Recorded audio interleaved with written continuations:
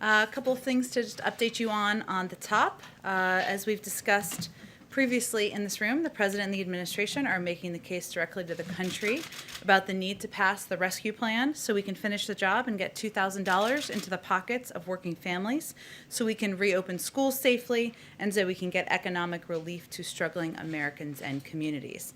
As part of that work, the President, the Vice President, and Treasury Secretary Yellen will meet this afternoon with business leaders to discuss the vital role that the American Rescue Plan will play in saving our economy and getting Americans back to work. Private sector leaders understand how important it is, and we've seen calls from across the political spectrum, from leading business groups to labor and progressive lawmakers, for Congress to act quickly in getting additional economic relief out the door. These calls have been echoed by leading experts and economists who have praised the plan, including top economic advisors to the last four presidents, both Democrat and Republican. And analysis after analysis has shown that the economic cost of inaction would be incredibly painful for the American people, something we saw last Friday with the latest month of weak job numbers. But they also know that we have a way to help workers and get our economy back by passing the rescue plan. So a couple of pieces of economic data you all may have seen. A CBO projection last week found that it would take the economy 4 years to bounce back and return to full employment without the rescue plan. Studies by the Brookings Institution and Moody's Analytics found that the economy could recover from the pandemic and return to full employment by the beginning of next year if the rescue plan is enacted. Moody's also found that passing the rescue plan would double economic growth, returning the economy to full employment a full year faster. A couple of other updates from our COVID team. You may have also seen this. Jeff Zients, the COVID coordinator, made a few announcements earlier this afternoon. Today, we announced the launch of our Federal Quality Health Centers, FQHC, vaccination program. Community health centers provide primary care services in underserved areas, reaching almost 30 million people. Under this new program, we will begin directly sending vaccine supply to community health centers, enabling them to vaccinate more of the people they serve, alongside other efforts like mobile health units and community vaccination centers.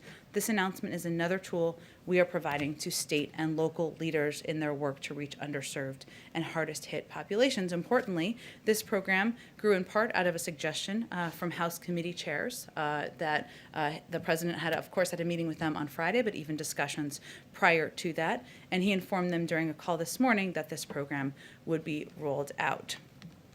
Let's see, last few pieces. We also announced another increase in weekly vaccine allocations to states, tribes, and territories, bringing us up to 11 million doses. So overall, this after weekly increases the past 2 weeks, and it's a net 28% increase to states since we entered government.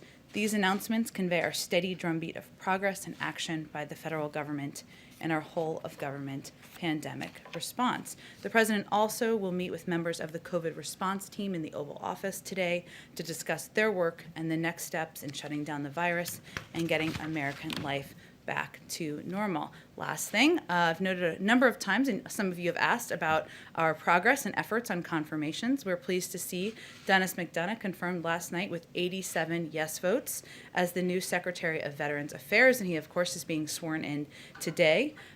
We also would just like to reiterate the importance of getting our nominee, the President's nominee, to lead the Department of Education, Miguel Cardona, confirmed, obviously at a time where the American people are focused on the reopening of schools, focused on doing that safely. This is a step that Congress could take. He's obviously a pivotal and key partner in ensuring we can get that done swiftly and safely. With that, Alex, let's kick it off. Thanks, Lauren. I wanted to ask you off the top about the attempted hacking and poisoning of the Oldsmar, Florida water supply. Does the White House have any details on who committed the hacking, and is there any plan for review of water supply stations across the nation, or an effort to shore up the cybersecurity measures at those stations? Well, as was announced earlier today, the FBI and the Secret Service, of course, are undergoing an investigation. That's something we'd certainly defer to them on any specific details of their findings of that investigation. I will say, broadly speaking, that the President, the Vice President, members of our national security team are focused on elevating cybersecurity as a threat that has only increased over the past several years. That's why they've made it an across government focus on why he has elevated positions in the White House and other parts of our government. And then can you share any details on the President's visit to the Department of Defense? What will he be discussing with Sure. Secretary Austin? Sure. The President will visit the Pentagon tomorrow, where he will thank the men and women serving our country and keeping the American people safe. As the first president in 40 years with a child who served in the military, he has a personal connection to the important role of the work of the military, the men and women who serve. He will also discuss the vital role of the Department of Defense in our national security, talk about the significance of having the first African-American Secretary of Defense in history leading the department. The visit has special resonance coming during Black History Month. Over 40% of active duty forces are men and women of color, and you will hear President Biden pay special tribute to the rich history of Black service members tomorrow. Any new policy rollouts tomorrow, or is it just?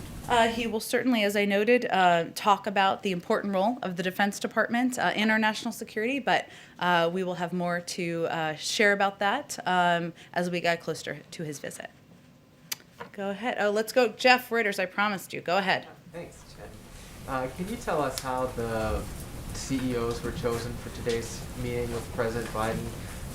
I see some diversity in that group, which isn't always common at the top echelons of corporate America. Was that one of the factors? Far too uncommon, yes. Is that one of the factors, and how did you go about choosing them? Well, first I would expect that this is the first of many engagements the president will have directly with leaders from the business community, and this was an opportunity to speak directly with some who are major employers in the country, some who are leading the Business Roundtable or other organizational kind of business groups where they speak to many business leaders across the country. So this was an opportunity to have a smaller meeting, it's only about half a dozen, as you know, and discussion about the American Rescue Plan, how it will impact workers and American families, and how they can work together to get people back on their feet. Specifically, Walmart and JP Morgan, what is the president's ask of those types of companies for this? I wouldn't look at it through that prism, Jeff. I would look at it as a conversation with leaders who have, Walmart is, of course, one of the biggest employers in the country and states across the country. Obviously, Jamie Dimon is somebody who has been in the business sector for many, many years. So it's more of a discussion about the country and the economic downturn that we've gone through. The president wants to lay out all of the specifics of his plan, hear feedback from them, as he has with many different groups over the past couple of weeks. Just one other econ-related question. Did the White House ask OMB Director nominee Neera Tanden to apologize to Republicans in her testimony this morning, and how confident are you about that nomination now? Well, the president wouldn't nominate anyone he wasn't confident could get confirmed and didn't deserve the consideration and confirmation of Senate Democrats and Republicans. We certainly did not ask her to make any specific comments in her testimony today. Go ahead, Kristen. Thank you, Jen. A couple of questions on the impeachment and then the COVID package that President Biden is proposing. First, on impeachment. Today there's going to be a debate over the constitutionality of the process, whether it's constitutional to try to remove from office a former president. Does President Biden have any concerns that this trial could set a dangerous precedent for the institution of the presidency? Well, President Biden, we put out a statement following the conclusion of the House vote just a couple of weeks ago, and he made clear in that statement that he felt the process should proceed as history, and many laws predetermine, and he is going to wait for the Senate to determine the outcome of this. But his view is that his role should be currently focused on addressing the needs of the American people, putting people back to work, addressing the pandemic. Does he see it as constitutional? I don't think that's for me or us to opine on. Obviously, he said that the process should proceed, and it's doing exactly that. And what let me ask you, as millions of people tune in to watch this trial, presumably throughout the week, they're going to see the former president's lawyers argue, based on the briefs that they have filed, that some Democrats have used incendiary rhetoric. They are going to point to Representative Maxine Waters, for example, who in 2018 called on supporters at a rally to confront and at one point harassed Trump officials over their support of the child separation policy, the zero tolerance policy. That's something that Cedric Richmond said she had a constitutional right to express those views. So how does the White House view that as any different? Look, Joe Biden is the president. He's not a pundit. He's not going to opine on the back and forth arguments, nor is he watching them that are taking place in the Senate. Okay, let me ask you about the COVID relief package. Yesterday, the Ways and Means Committee Democrats proposed limiting the $1,400 direct payments to those making $75,000 or less. Is that something that President Biden supports, and does he have any concerns that progressives might not be on board with that? Well, the president has conveyed from the beginning of this discussion that he's open to having a discussion about the thresholds. He has been firm in his resolve that Americans should be made whole on the $2,000 checks, which of course would mean maintaining his firmness on the $1,400 checks, right? But there's been a discussion about the thresholds and what those should look like. And he doesn't feel that families making over $250,000 a year should be the target of this relief. But there is a scale up, right? Even in the recent negotiations from the 75 and from the 150, it's just will reach a certain top thresholds where people would not receive relief. So, but has he determined whether he would support that? Does he support 75,000 as being the threshold? It's not the threshold. That's kind of who would receive the maximum amount. There is then a scale up beyond that. These negotiations are ongoing. We certainly support the discussions as they're happening, and certainly his view is that he's open to the discussion about making them more targeted and ensuring that people who need relief the most receive the relief. Go ahead. I had a couple, but I wanted to follow up on something Jeff asked, which Okay. is Jamie Dimon is among those participants, and there's been complaints both that big banks like JP Morgan have made it difficult for small businesses, minority businesses to access PPP loans, and lots of data that shows recently big banks have been scaling back consumer lending and instead buying government securities. And so I know that this is kind of a cheerleading event for the president's legislative package, but is he going to raise either of those issues with Jamie Dimon when he has the opportunity? Well, the president does not have a litmus test that he gives people before he meets with them in the Oval Office. Otherwise, he would not have met with 10 Republicans last week. So they don't agree with him on everything. I'm sure the business leaders would convey that to you. He doesn't agree with them on everything. But this is really a discussion about the American Rescue Plan, a plan that will help spark economic growth, help put people back to work, help get our economy on a path to recovery, and hopefully that's something they can all agree on. And I know that you guys have put together a task force to look at domestic extremism following what happened in January. But there's been a lot of reporting about the breakdowns that have happened in the government ahead of that, coordination between DHS and the FBI and Capitol Police. So I'm wondering, especially as there's chatter indicating that there might be further sort of demonstrations surrounding the election, what, if anything, the administration is doing to Surrounding which election? Sorry, I'm just trying to follow you. the past one. The past one. Yes.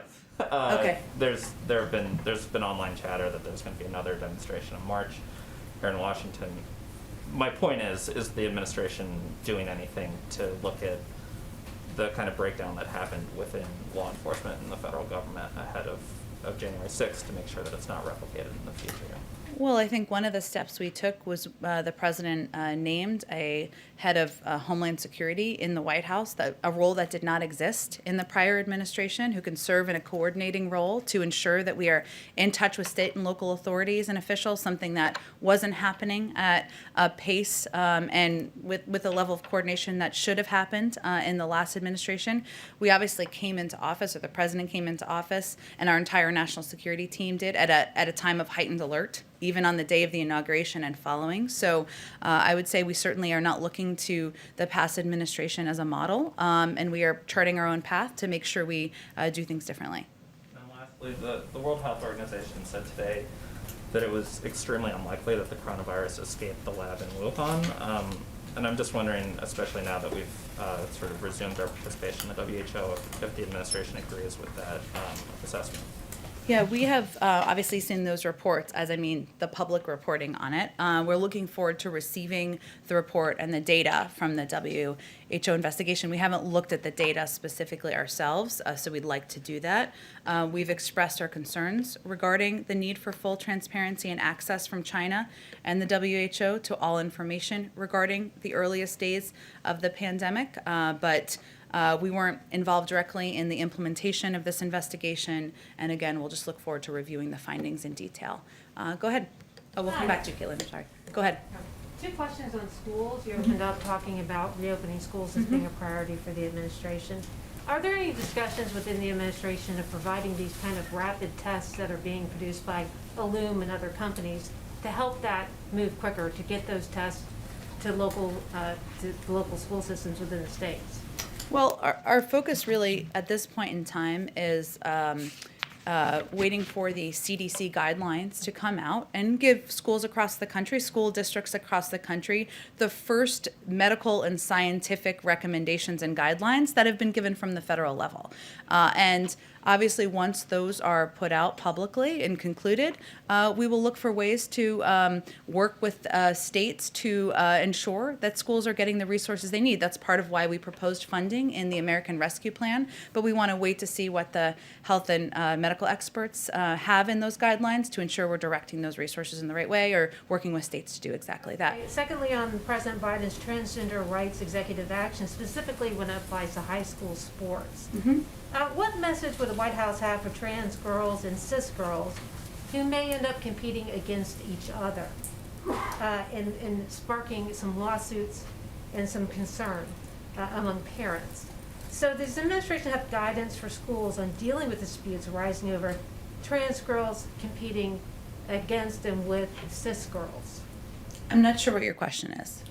The president's executive order had. I'm familiar with the order, but what was your question about My it? question is, does the president have a message for local school officials on dealing with these kind of disputes that are already starting to arise between, trans girls who are competing and cis girls in a level playing field, particularly in high school sports when it leads to college scholarships? Is there any kind of messaging or clarification that the White House wants to give on the executive order?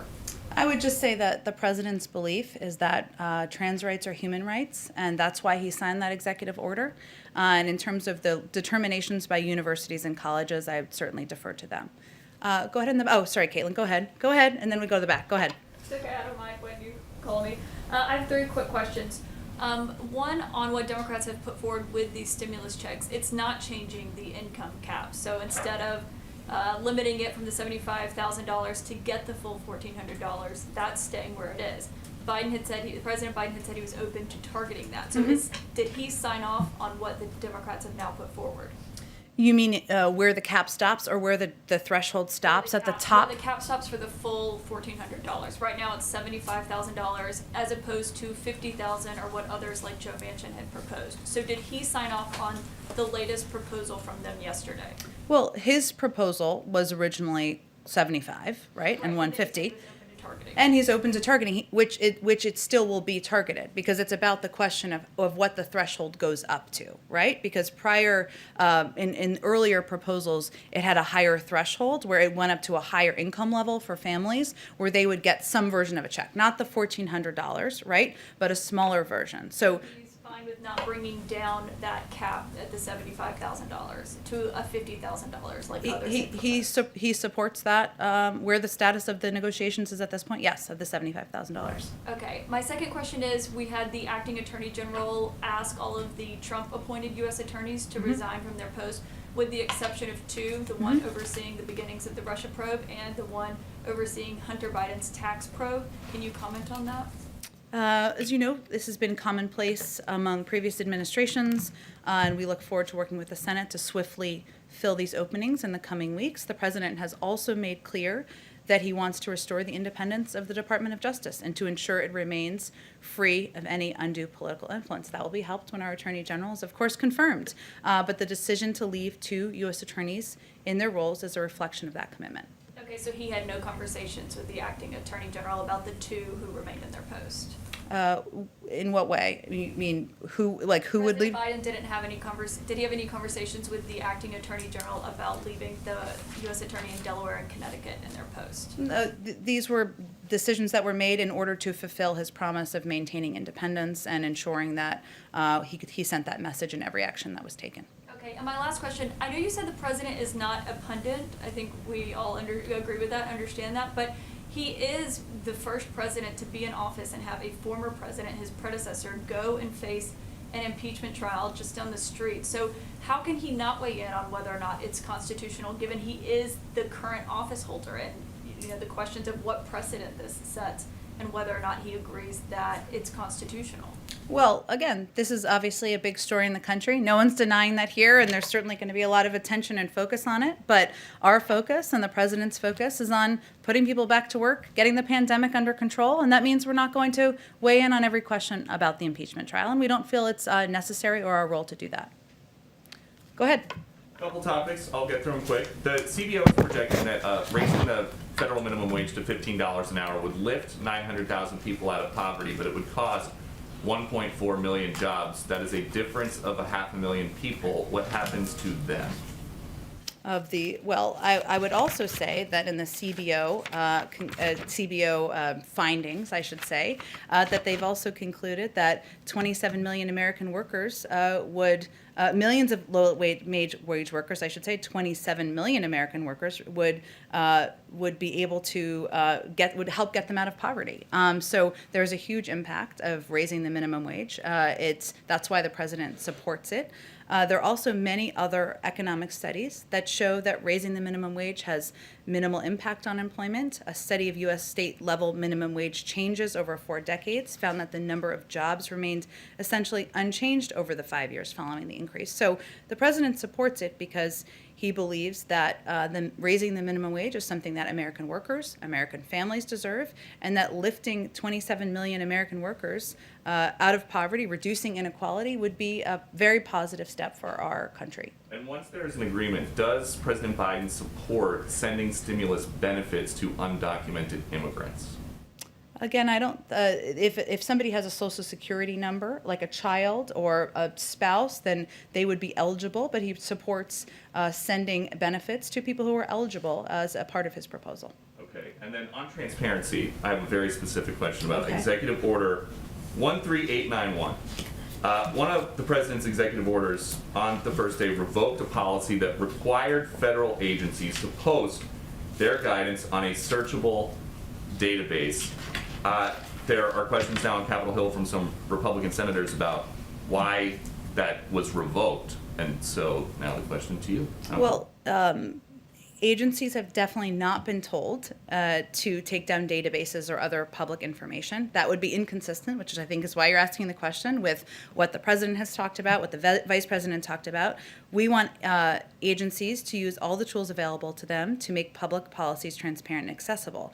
However, this executive order was revoked because it created unnecessary hurdles and cumbersome processes for agencies that wanted to get guidance out to the public.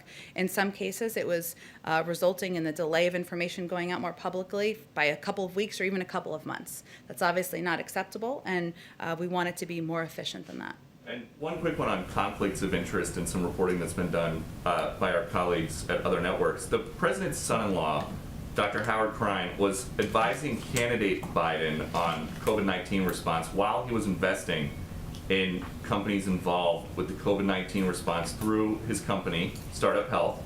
Dr. Krein has been at the White House since the inauguration. Is he still advising the president on COVID-19 response? Well, Dr. Krein is his son-in-law. The Which is why president. There are questions about a potential conflict Well, of and I think interest. he was here because the president was inaugurated recently, which is understandable. The president has made clear that there will be an absolute wall between him and any businesses connected with his family members. And as he reiterated just last week, no family member is going to have an office in the White House or be involved in any government policymaking. That applies to his son-in-law and applies to every single member of his family. Just from a broad perspective, though, like the 30,000-foot view of this, candidate Biden was very concerned about the last president's potential conflicts of interest. At one point in 2019, he tweeted, hosting the G7 at Trump's hotel, a president should never be able to use the office for personal gain. So how is the White House going to guarantee to members of the public that nobody in the family is using the office for personal gain? We've put in place stringent policies in order to ensure that it is not being used for personal gain. There's not a single member of the family who is employed at the White House, will have an office in the White House, or will benefit financially. And those are strict ethics requirements that have been put in place and the president has approved. Go ahead. Thank you. Two questions, if I might. One, on the president's stimulus package, you've been arguing consistently that his goal of unity doesn't mean creating a one party, right? And you also point out that there are polls supporting what he's trying to get out there. But what is his bottom line for showing that he has really tried for unity? Would there be one Republican senator would be enough? Would zero be enough? Like, would he be happy if no Republican senators support his bill? I guess that's what it boils down to. Well, the president is certainly hopeful that the process that's underway now, the markups that are happening in the House, the markups that will then proceed in the Senate, will provide an opportunity for Republicans, Democrats of all different political stripes, to put their ideas forward and have those ideas considered. At the end of the day, his view is that urgency is his first priority here, and that the American people, people who are concerned about getting food on the table, 1 in 7 American families, people who are worried about reopening schools and getting their kids back in the classroom, people worried about whether their grandmother and their cousin are going to get vaccines, that's where his priority is. So the question really is, if 74%, depending on the poll, of Americans, including the majority of Republicans in some polls, support this proposal, support the components of this proposal, then why aren't more Republicans supporting it? We certainly hope they will and welcome them to the table. Go ahead in the back. I did have one other small, Sure. if you don't mind. This is literally a housekeeping question. Okay. People keep saying Literally housekeeping. housekeeping, Yeah, this is okay. actually housekeeping. Okay. You're probably going to say it's I'm very interested to hear what this is, but go You're ahead. probably going to say it's the airplane question of today, but I certainly am not. I've learned my lesson on that it's one. not the airplane, I promise you, but it's close to the ground. President Trump, former President Trump, he broke tradition by not having his predecessor have a portrait hanged up here. That, as far as I understand, that was something that was considered totally the normal thing to do. Will President Biden be inviting his predecessor to hang up a portrait somewhere? And will he get the Obamas back in to finally get their ceremony? I have no portrait revealings or portrait plans or portrait events to preview for you, but I have not been given any indication that we would break with tradition in that regard. Go ahead. Thank you, ma'am. This is distinctly not an impeachment question, but Okay. It can be an impeachment question. You can ask whatever you want. Go ahead. thank you. Does the president believe that former President Trump engaged in insurrection as described in Section 3 of the 14th Amendment? The president has put out multiple statements conveying that what the president did and his words and his actions were, and of course the events of January 6th, were a threat to our democracy. But he ran against him because he was concerned that former President Trump was unfit for office, in part because of his past history of invoking violence around the country. So President Trump is not here because former President Trump is not here because President Biden defeated him. More of the American people voted for him, and now his focus is on delivering on his promises to the American people. On an unrelated note, where does the president stand on an effort in California to recall Gavin Newsom? I have not spoken with the president about the recall, I should say, or the efforts to recall former Governor Newsom. Obviously, he is somebody who he has been engaged with in the past. They have a range of issues they have common agreement on, from the need to address climate change, to put people back to work, to address the COVID crisis. We remain closely engaged with him in his office. Go ahead. Thank you, ma'am. I've got a quick personnel question and then 2 follow-ups. About a year ago in March, President Biden said that Beto O'Rourke would be helping him when it came to his push for gun control. Does Mr. O'Rourke have any official role here at the White House, or has the president discussed anyone with him? He doesn't have any official role. Obviously, the president spoke that back then during the campaign, and I know still has admiration for the role that Beto O'Rourke played in elevating the issue of gun violence and the need for gun safety measures, but I don't have any personnel announcements to make. And then you talked about hopes for transparency from China, and you talked about the need to get that data from the World Health Organization. Earlier in the pandemic, April and May, there was a lot of criticism that the World Health Organization was praising China for its transparency at a moment when China certainly wasn't. Are there any type of reforms now that the United States has rejoined that President Biden would like to see from the World Health Organization? Well, one of the reasons, of course, that we want to take a look at the data ourselves is because we were not involved in the planning and implementation of the investigation. We also feel, of course, we rejoined the World Health Organization, but that it's imperative that we have our own team of experts on the ground in our embassy in Beijing and otherwise to make sure we have eyes and ears on the ground. But I don't have any more reforms or anything to announce for you at this point in time. And then back to the CBO report that Peter was asking a second ago. Yep. Is there a specific plan for anyone who would lose their job if the minimum wage is increased, or is it just a hope that CBO is wrong about those numbers? Well, remember that the plan, the American Rescue Plan, why there was a score of any component of it, would put millions of people to work. And that is also something that outside economists and many studies have shown. And so our whole objective here is to make sure, make sure we are getting people the assistance they need, make sure we are putting vaccines in the arms of Americans, and make sure we are, reopening schools. And let me just remedy something I just said. The president is going to roll out a Build Back Better agenda, a jobs package, in the coming weeks. Part of his objective is combined with this package to make sure we are not only addressing the pandemic, but we are also reinvigorating the economy. So his goal with all of these plans is to work with Congress to put people back to work. And the minimum wage, increasing the minimum wage, is a way to ensure that workers are pulled out of poverty, that millions of workers who are doing honest work and making an honest living are not living on the poverty line. He thinks that's right, and that's something that should happen. But he has had no shortage of proposals to put people back to work, and part of the reason this was scored is because he's starting to put proposals forward. Go ahead, Hans. Just 2 questions. One, the first one, a pool question from a colleague in Canada. And that is that Canada's announced that it will require COVID negative tests for anyone crossing the land border into the United States. Does the U.S. plan to reciprocate? I don't have any additional travel restrictions to read out for you. Obviously, our COVID team and our health and medical experts make recommendations based on what is necessary to keep people safe, and they've put in place some travel restrictions, but I don't have anything to preview for you or predict on the Canada land crossing front. Okay, and then you mentioned the sort of goal of opening up schools swiftly and safely. Mm-hmm. Could you help us understand what the White House's or what the president's definition of open schools is? Does it mean teachers in classroom teaching students in classroom, or does it just mean kids in classroom with a remote screen? Help us understand.